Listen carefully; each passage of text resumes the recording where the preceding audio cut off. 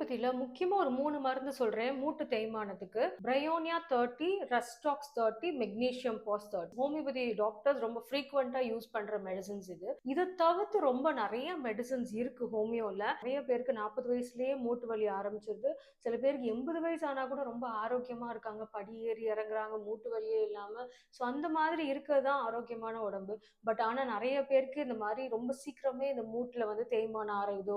ஒரு சத்தம் வரும். படி ஏறும்போதோ, நடக்கும்போதோ, மடக்கும்போதோ அந்த மாரிலாம். ஸோ இந்த மாரி இருக்கு அப்டின்னாலே ஃபர்ஸ்ட் ஸ்டேஜ், செகண்ட் ஸ்டேஜ்லயே நம்ம எடுத்துட்டோம் ஹோமியோபதிய அப்டின்னா, உங்க உடம்புக்கு ஏத்த மாரி மெடிசின்ஸ் குடுக்கும்போது ரொம்ப அற்புதமா சரியாகும். அதே மாரி எக்ஸ்ரேஸ்லயும் நெறைய சேஞ்சஸ் இருக்கும் அந்த மூட்டுல.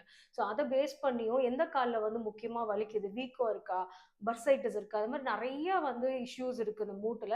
அதுக்கேத்த மாரி ஹோமியோல மெடிசின்ஸ் குடுக்கும்போது ரொம்ப நல்லா குணமாகுது. அதே மாரி இப்போ 4த் ஸ்டேஜ் வந்துட்டாங்க.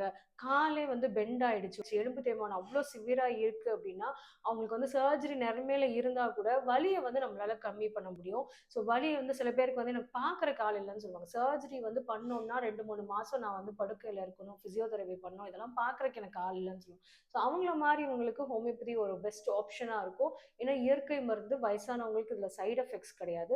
ஸோ கண்டிப்பா நீங்களும் ஹோமியோபதி மெடிசின்ஸ் ட்ரை பண்ணி பாருங்க.